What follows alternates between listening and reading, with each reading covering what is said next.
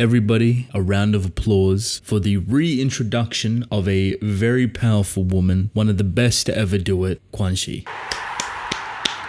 I am very happy that she is back. I don't know where she was. There was a very high chance that she could have been with the chainsawman church, but here she is. And this creates just a little bit of a problem. Now that she is on the battlefield, now that she is here, she's obviously going to be weaponized, which makes me spiral into this idea of her usage. We know that she is a hybrid, we know that she's very powerful, but we also know that she's considered, I believe the title is the first hunter. We had a very timely kind of mention of age. One of the hybrids that's currently about to commit this atrocity talks about their age, that they're not an old hag, that they're chosen from God, that they're a superior human, and that they'll be 82 this year. Now, this could just be a mere coincidence that they mention this, right? Just to add that bit of Fujimoto quirk and humor to the chapter, but I find it oddly fitting that the one person that gets introduced when it comes to time and age and their kind of mysteriousness is Quan Chi. Now, I don't know how to pronounce her name properly. Is it Guangxi? Is it Xuanxi? Quan Chi? I don't know. The English version is like this bastardization of like all three different languages. I'm gonna stick with Quan Chi. So do you see what I'm trying to put down? Basically, the mention of age, Quan Chi being the first hunter. We don't technically know how old she is or how long she's been utilized as a weapon. She's currently under public safety's control. At least that's kind of the assumption that we can make. And she's being utilized as their weapon, their hybrid. So most interesting thing to me is that, is she contracted, controlled, or obligated to public safety? Or is that just somewhere she gravitates towards? Does that make sense? So if we think about Makima and all of the hybrids that she controlled, when they were obliterated by Pochita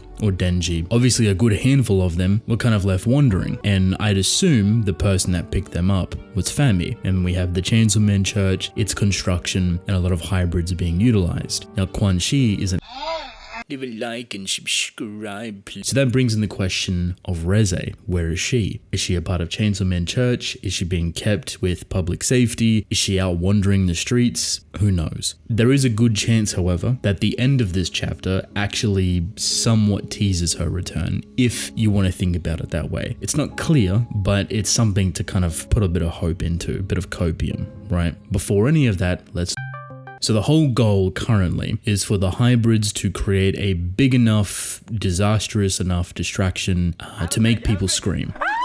That is their goal. We don't know what the intention of that is for, but you can assume it is to get Denji's attention and for everyone to scream for Chainsaw Man's help. Now for me, that works in two different parts. One, you get Denji to convince himself to go save these people, thus turning into Chainsaw Man, but two, you're slightly testing the trigger point for Pochita's full armor form. I briefly mentioned it a couple of times. Basically, when that Pochita form gets asked for help, you have to kind of give something in return or that form will actually kill you. Think Kobeni Family Mart burger scene. Those two things can be achieved in a multitude of different ways, but the second one, the Pochita full armor form, is a lot more difficult to get. We don't know that trigger. Neither does Fami, neither does anyone. So trying to figure it out is their best bet to get Pochita under control as a weapon. And if Pochita becomes controlled, he goes to Asa, Asa goes to Fami, Fami goes to Nostradamus' prophecy and fights that, etc, etc. Hypothetical, right? And I say our because it's mine and yours and everyone that's listening, because we've all kind of contributed to it at this point. The only thing that could really trigger Denji to maybe do both of those things very easily is Naruto. And I'm not sure if Fami knows this. I would assume she's smart enough to make the connection between those two because obviously they're together, but at the same time, public safety is also kind of playing the opposite ball game. If Fami were to utilize Naruto and try to push it, public safety has offered the opposite in saying that if you try and do anything, we'll kill her. So you can kind of see the torn decision making for Denji if it ever comes down to that, and it most likely will. In a situation like this, you're not really playing the ball game too much if your desire is solely Denji, but that's probably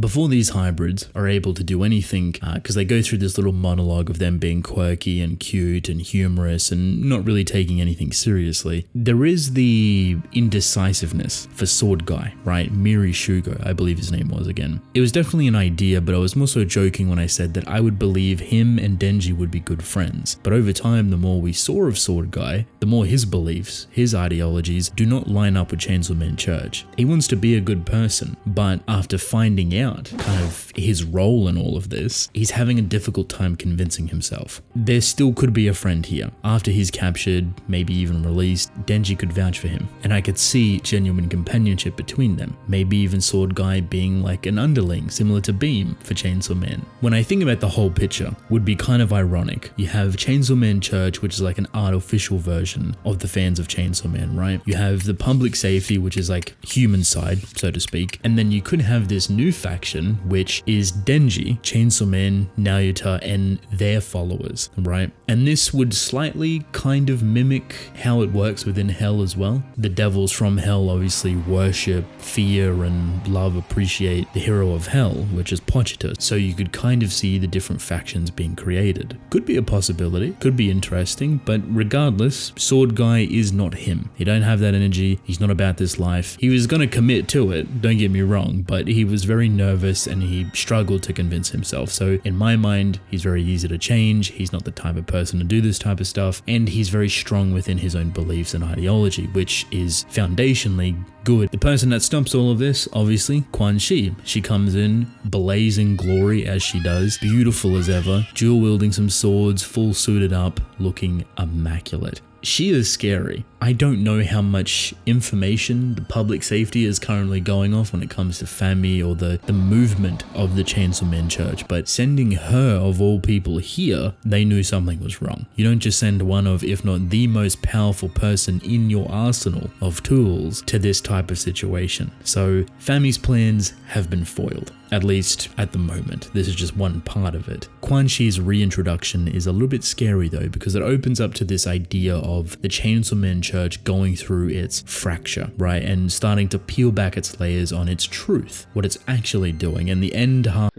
currently the Chainsaw Man Church and all of its activities are being touted as terrorism. So they're being investigated and raided by public safety. That includes the building that they have. But there's a couple of people that we see that had no clue on this whatsoever. There's an old guy that kind of frames this information like, hey, they're gonna raid us, we have weapons in the basement. What are those weapons? What are they? Is it reze? Is it bombs? I don't know, but that's my guess, just between me and you. Everyone else, however, remember the guy with the bandana? Always forget his name, Higuruma, Kaizen, what? And then Kobeni's sibling. They're confused. They're like, hold on a minute, we don't know nothing about bombs or weaponry or this or that. So you start to see where the Chainsaw Man Church has deceived its own people. Now, what exactly does this mean? Is old mate with the bandana gonna take the fall or the blame for this because technically he's the founder? I don't know. Is this part of Fami's plan, or does she even consider something like this happening?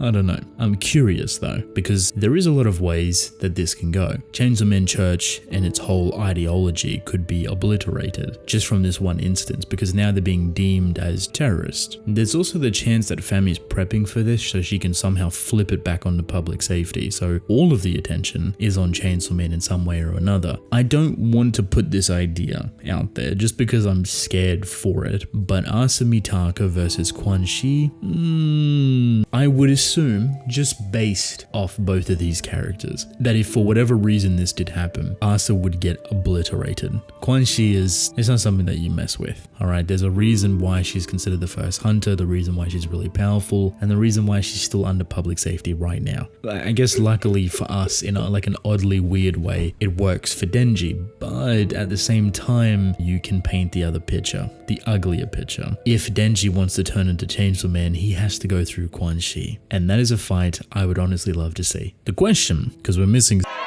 You guys remember Kishibe? He was a character once, back many years ago. We haven't seen him in a long time. He kind of propelled the whole rebellion against Makima, supplied a lot of information that God knows how he found out about, was oddly obsessed with Quan Chi, and then dumped a child on a teenager. A real gentleman. What a great guy Kishibe is. He done all of this stuff, trained all of these characters, prepped for all of these things, and then just vanished like the Avatar. Where is he during during all of this? What is he doing that is so important? You have one of the most powerful characters in the story, Chainsaw Man, now you're to famine and war, and then you have a prophecy that's around the corner that all of these things are rotating around. What on earth could this guy be doing? The funniest thing about this, and I can see Fujimoto doing it because it's just right up his alley with humor, is that he waited to bring back Quan Chi first so then he could bring back Kishibe, because his obsession with her is kind of just vital. And it's kind of funny to think that she has to come first for him to be like, oh, I'm here now. In the love of all things Tatsuki Fujimoto, I hope we see Denji's perspective for this. This could easily just be brushed over because Quan Chi was in and out very quickly, but I hope he starts to catch on a little bit.